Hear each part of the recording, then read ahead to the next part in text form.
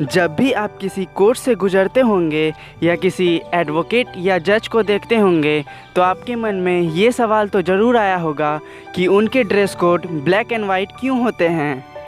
उनके गले में जो नेक बैंड होते हैं वो दो पार्ट में स्प्लिट क्यों होते हैं, या फिर जज और एडवोकेट सिर्फ कोट पैंट ही पहन सकते हैं। तो चलिए जानते हैं कि एडवोकेट और जज का dress code black and white क्यों रखा गया है।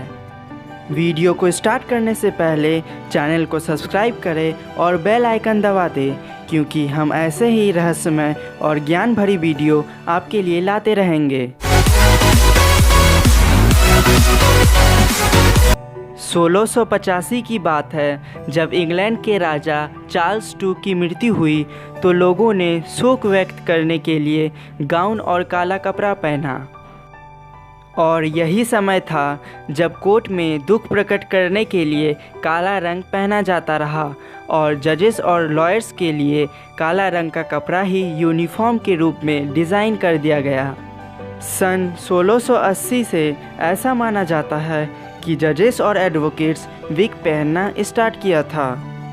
सन 1822 में ऐसा इतिहास में मिलता है कि पहली महिला अभिवक्ता जो इंग्लैंड में प्रैक्टिस करने गई थी, उनको ये कहा गया कि उनके सामने ओरिजिनल बाल नहीं दिखने चाहिए और पीछे जो उनके लंबे बाल हैं वो बांध कर रखे, और उनको अलाउ किया गया कि वो भी विग पहनकर कोर्ट के अंदर आए। नेक बैंड का भी शुरुआत इंग्लैंड के कोर्ट से हुआ। वहाँ के जो वकील होते थे वो अपने यूनिफॉर्म में वाइट बैंड पहनते थे। ये white bands tablet of law और टैबलेट ऑफ स्टोन को रिप्रेजेंट करता है। अब आप ये सोच रहे होंगे कि टैबलेट ऑफ लॉ और टैबलेट ऑफ स्टोन क्या होते हैं। तो बाइबल में 10 कमांडमेंट लॉ हैं और ऐसा माना जाता है कि ये पहला यूनिफॉर्म कोडेड लॉ है। अब आते हैं कि इंडिया में ये ड्रेस कोड क्यों अपनाया गया। इंडिया एडवोकेट एक्ट 1961 के तहत मैंडेटरी प्रोविज़न किया गया है कि कौन से ड्रेस कोड जजेस और एडवोकेट को अपनाना चाहिए। फिर हम चलते हैं regulation of bar council of India के अंडर सेक्शन 49। इंडिया में ये रूल बनाया गया है कि supreme court, high court, subordinate court, tribunals और अथॉरिटी के लिए निम्नलिखित ड्रेस कोड हैं और उसे वो पहनने चाहिए। अब आते हैं dress code for advocate in India. Chapter 4 of bar council of India rules under section 49(1) GG of the advocate act 1961 के तहत ये बताया गया है कि एडवोकेट और जजेस को क्या पहनना चाहिए।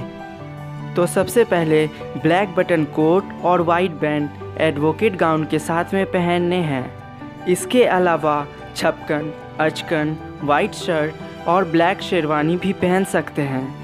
पैंट्स के अलावा धोती भी पहना जा सकता है, लेकिन आप जीन्स नहीं पहन सकते हैं। लेडीज़ को भी ब्लैक बटन कोट और वाइट बैंड्स एडवोकेट गाउन के साथ में कंपलसरी है। Black and white full sleeve jacket और ब्लाउज वाइट कलर स्टिफ और सॉफ्ट विथ एडवोकेट गाउन भी पहना जा सकता है। इसके अलावा black and white sari, skirt, salwar kurta बिना किसी प्रिंट के पहना जा सकता है।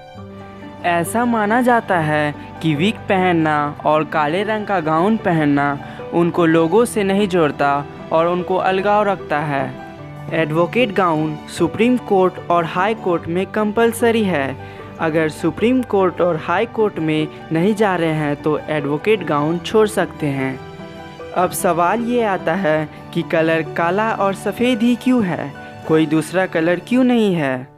एक तरफ इससे मृत्यु, बुराई और रहस्य का पता चलता है तो दूसरे ओर ताकत और प्राधिकार का भी पता चलता है।